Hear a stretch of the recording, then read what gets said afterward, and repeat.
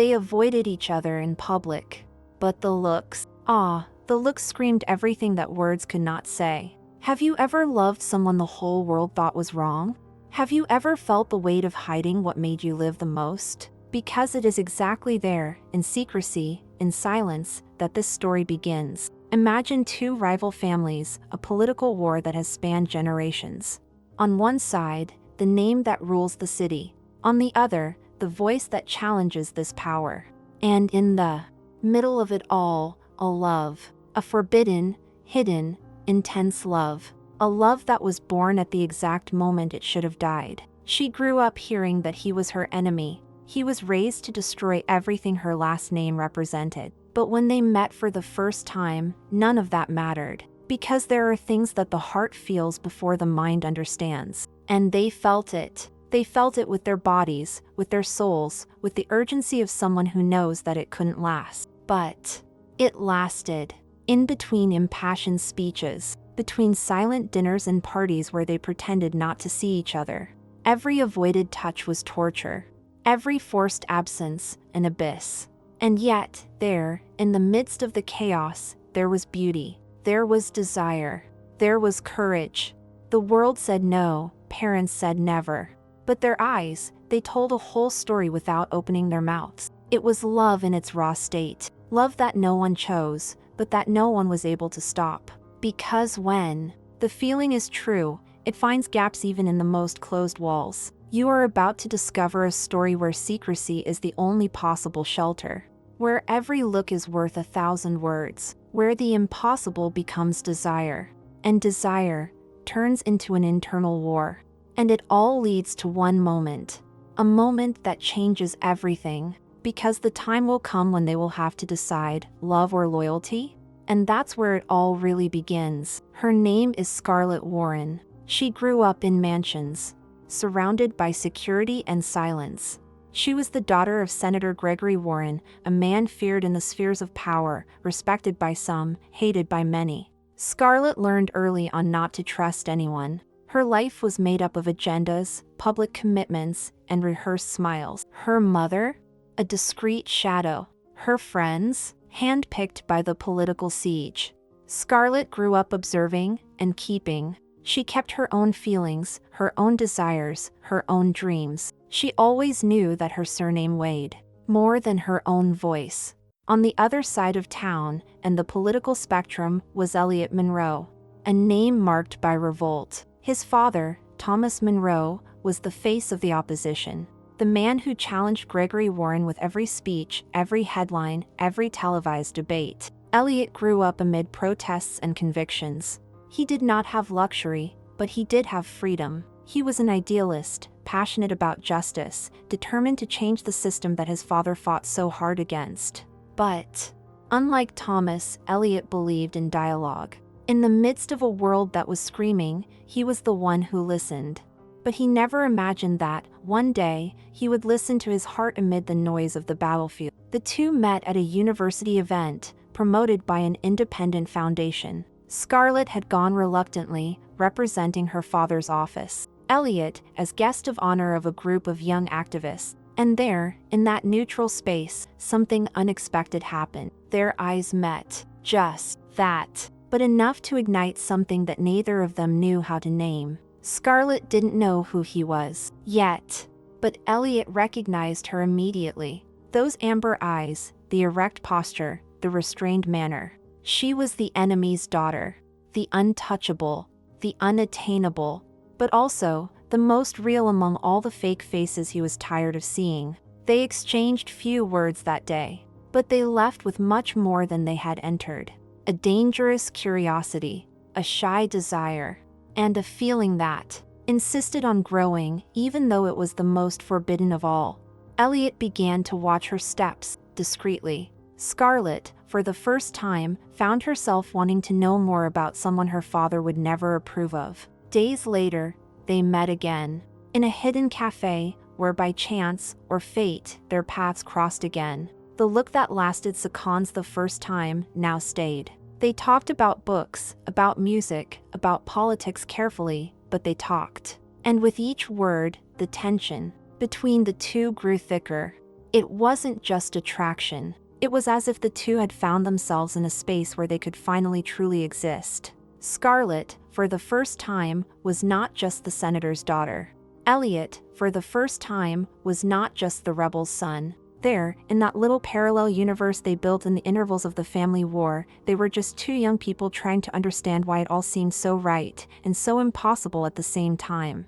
But the real world soon came knocking. Thomas Monroe was named in an investigation into Warren's office. Headlines appeared, accusations flew. Scarlett saw Eliot's name thrown out in the middle of the chaos, and she had to feign indifference, pretend it didn't hurt to see his image being distorted. Because loving in secret was already a risk. Defending that love, then, would be political suicide. Eliot also had no more peace. He knew that any approach to Scarlett would put his integrity to the test. But how could? He explained to his own heart that that girl raised on the opposite side of the trench was, paradoxically, the only place where he found calm. They began to meet in secret. They exchanged encrypted messages, used nicknames, and ran away whenever they could. Around every corner, there was fear. In every touch, a world. They created a clandestine routine, fueled by knowing looks and intense silences. It was insane, but it was real. And the more they tried to escape, the more the feeling dragged them back. Deeper and deeper. More and more inevitable. And now I want to hear from you. Do you believe that true love can blossom even in the midst of chaos? Comment below what you would do in Scarlett and Eliot's place, because the next part of this story will stir your feelings even more.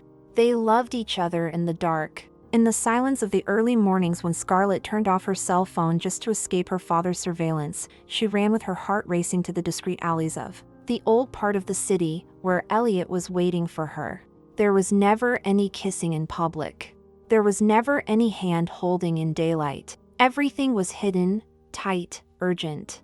And yet, it was love. A love that grew in the intervals between war and the gaps between speeches, between one headline and another. A love that never asked permission. Who was born knowing that he would have no place? Their meetings took place in carefully chosen places, little visited libraries, cafes away from the political circuit, silent streets where time seemed to stand still.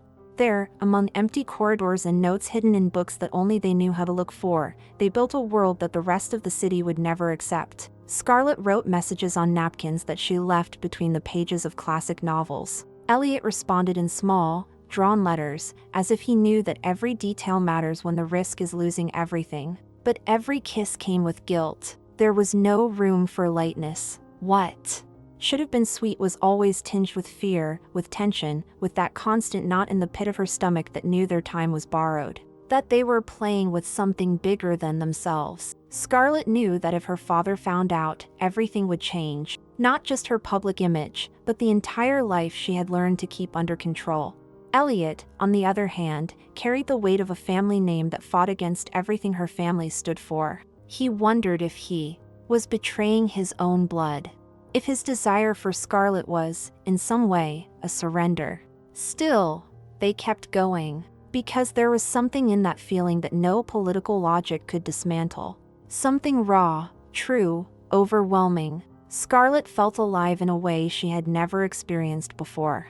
And Eliot said that it was in her eyes that he discovered who he really was. They completed each other in the details, in the silences they shared, in the brief touches that lasted longer than words, in the tight embrace that came before the next escape. But the world around us didn't stop. On the contrary, the tension between Gregory Warren and Thomas Monroe increased. Complaints were exchanged like barbs. Television programs promoted verbal duels. The city chose sides. And in the midst of all this, Scarlett and Eliot had to pretend nothing was happening. That they were strangers, who didn't even know each other. That all that love was an invention. She smiled for the cameras alongside her. Father at political events, her eyes empty, her chest screaming for him. He spoke at student rallies against the corruption of her government, while holding a piece of paper with Scarlett's handwriting in his pocket. It was contradictory. It was unbearable. But it was love, until the leaks started. A journalist found deleted message logs. A security guard swore he had seen Scarlett entering a disused gallery alone late at night. Rumors began to spread. Small ones at first. Whispers. Squints. But they were there. And they grew. Gregory Warren increased his daughter's security. He ordered that she be accompanied everywhere. He cut off access. He changed routines. And worse, she began to suspect everything. Fear took hold of Scarlett. She felt watched even when she slept. She lost weight. She lost her laughter. And Eliot felt the distance forming, even without her saying a word. They began to find each other with more difficulty. Sometimes just to look from afar. A second in the middle of a crowd. A message hidden in today's newspaper. A book strategically left in the window of a second-hand bookstore. It was little, but that's what they had. Time, which was previously an accomplice, now became an enemy. Every minute seemed to bring a new threat. Scarlett wondered how long she could hide this. Eliot wondered whether it was worth continuing to fight. Because love was strong, but the world was cruel, and the pressures were on all sides. And yet, they persisted. Because, while the world demanded loyalty, they only asked for one more moment. One more chance. One more night. Because what was between them was rare. It was sincere. It was everything that no one understood. But that they couldn't, and didn't want to, erase. And now I want to know, have you ever experienced something like this? Have you ever had to hide such a true feeling just because the world said it couldn't happen? Write in the comments, because this story is just beginning. And what comes next will move you even more. The day that changed everything started out like any other.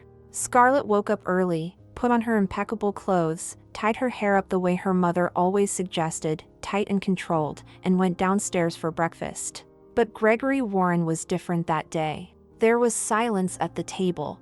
A dangerous, heavy silence. The kind of silence that precedes a storm. He didn't say good morning. He just pushed a tablet toward her, the screen frozen on one image. A photo, taken from a distance, blurry, but clear enough for Scarlett's world to crumble. It was her and Eliot, holding hands in a downtown alley. The moment had lasted seconds, but someone, somewhere, was watching. Gregory didn't shout. He didn't need to. He just looked at his daughter with a betrayed expression. His voice was firm, almost cold. This ends now. You have no idea what's at stake. And then he left, allowing no response, allowing no defense. From that moment on, everything became a game of containment. Scarlett lost the right to go out alone. Her phone was searched. Her messages were deleted. Her schedule was monitored. But what hurt the most was the silence inside the house. No one mentioned Eliot, but his name echoed in every suspicious look, in every closed door, and every night she cried in silence. Eliot, on the other hand, had no time for regrets. Hours after the image leaked, he received a visit from two unknown men who approached him as he was leaving a student meeting. Without saying exactly where they were from, they were clear, this had to stop. And fast. They said that his college scholarship could be reviewed, that his father could face more serious consequences if the romance continued. It was direct, threatening, calculated. But Eliot was not one to back down from words. He returned home with his blood boiling, not out of fear, but out of indignation. Was this how the system operated? Destroying what was most pure just because it disturbed the rotten foundations of a dirty game? He knew that fighting for Scarlett now would be different. It was no longer against politics. It was against an invisible force, capable of crushing without using hands. Scarlett couldn't talk to him for days. Her father kept her surrounded, but she still found ways to leave messages. She used the library deliveries as hiding places for notes. In one, she wrote, "They can take everything away, except how I feel about you." And Eliot, when he read it, knew she was still there, trapped, but present. His name began to be mentioned in the newspapers in a derogatory way. They called him an opportunist, an infiltrator, a threat. They said he was using Scarlett to bring down the Warren family structure. Scarlett watched all of this from the same room where she spent her childhood. She saw the TV on while her father answered calls and organized speeches. Eliot's name was spat out like poison, and she, in silence. But the feeling inside her, no one could silence that. The more they spoke badly about him, the more she remembered the touch of his hands on cold nights. The way he listened without judging. The smile he hid when she asked a provocative question. Scarlett knew that what they were living was real. That no matter how much the world shouted against it, what they had was something that neither politics, nor power, nor manipulation could destroy. She started writing a diary. As an escape valve. As a way to stay alive inside. And on every page, Eliot was present. I wrote about fear. About the desire to escape. About the desire to shout to the world that I had chosen to love. But I couldn't. Not yet. So I wrote. Like someone who plants a seed that can only bloom when the storm passes. Eliot wrote too. But his words became plans. He began to look for ways to expose the truth. To defend himself. Not from the press, but from the narrative created to separate them. And in this new struggle, he would come to understand that love was not only a refuge, it was also a motive. Because when everything seems to fall apart, true love becomes resistance. And there, in the middle of a silent war, they kept fighting. One on the inside, the other on the outside. But always, for each other.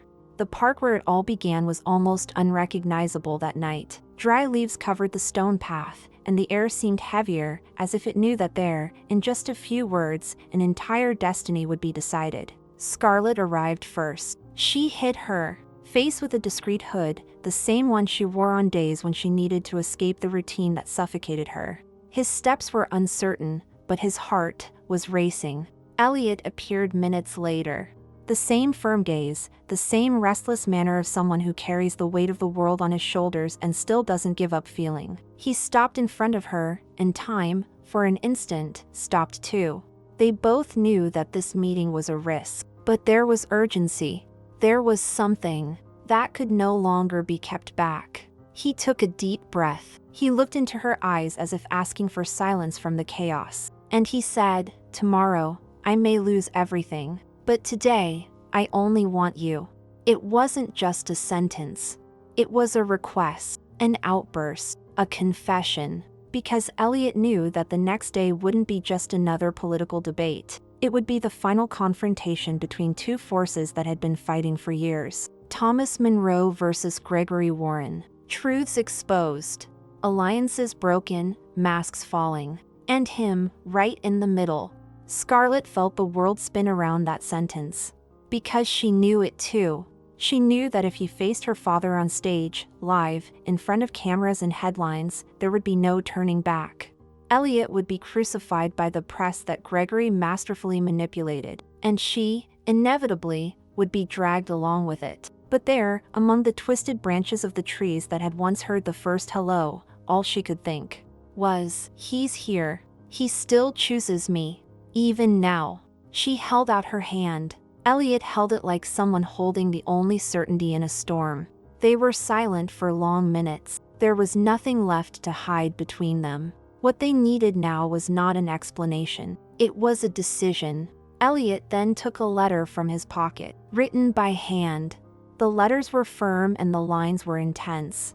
It was a text he had prepared for the debate, but it was different. It was not an attack. It was not a defense. It was the truth, all of it, about the corruption on both sides, about the young people who grew up with shallow promises and fake politics, about how love, that feeling that their world was trying to kill, was more honest than any platform. And at the end of the letter, there was a name, hers, Scarlett. "I will not hide what we lived through," he said. "I will no longer be a pawn in a game where no one wins. If I speak tomorrow, it will be as I am, whole, and with you here inside." Scarlett held the letter in her trembling hands. She read the first few lines and felt her heart leap from her chest. It was brave. It was risky. But most of all, it was true. For the first time, someone was using their voice not to gain power but to sustain feeling. But she had something to say, too. She pulled from her coat a thin necklace with a small pendant that she had worn since she was a child. Inside was a faded photograph of her as a girl with her father on the first day of the campaign. "I always thought that was the symbol of my duty," she said. "But maybe it was never about him. Maybe it was always about me. And now it's about us." Eliot did not respond. He just hugged her. A long hug with the scent of decision. Because there, in the same place where it all began, they were choosing what no one ever expected, not to hide. Not this time. The city was asleep that night, but there was something waking up there. Something that could no longer return to the dark. A feeling stronger than fear, more real than any promise of power. And now, with an open heart, Scarlett looked at him and said, "If tomorrow you are going to face the world, I want to be there.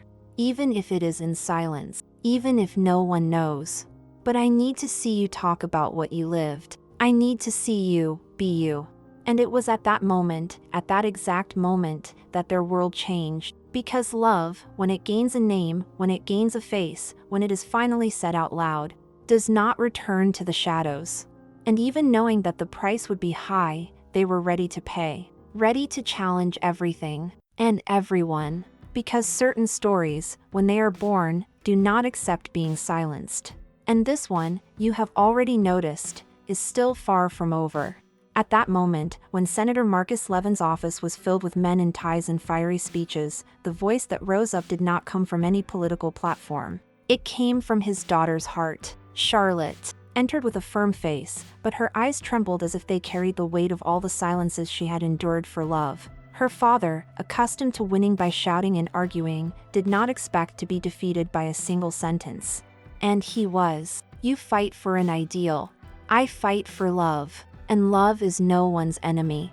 Those words echoed like a rupture, like a whisper that tears apart walls. For a second, no one dared to breathe. Not the senator's allies, not the journalists, not him. She didn't scream. He didn't beg. He didn't try to justify it. "I just said it," with the same firmness that life has demanded since I was a girl.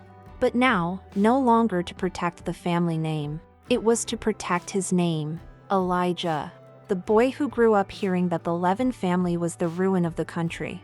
The man who, despite everything, knew how to love in silence, hide feelings in hidden letters, and transform the pain of rejection into strength to fight for what he believed in. Elijah wasn't present in that room, but he was in every inch of Scarlett's body. He was in her racing pulse, in her sweaty hands, in the words she had practiced so many times in front of the mirror and that now came to life. It was for him that she was there, but it was also for her. For the woman who refused to be used as a pawn in a political game. For the girl who learned early on that alliances are made with interests, but love doesn't negotiate. The senator, surprised, tried to intervene. "Scarlett, don't mix feelings with responsibilities." But she interrupted with something he'd never heard from her before: courage. "Feelings are not the problem, Dad. The problem is fear. Fear of feeling. Fear of being seen as weak for loving. Fear of losing control. But love is the only place where no one has to defend themselves." Those words took Marcus out of his role. He, who always had answers for everything, this time just lowered his gaze. His silence was the answer Scarlett needed.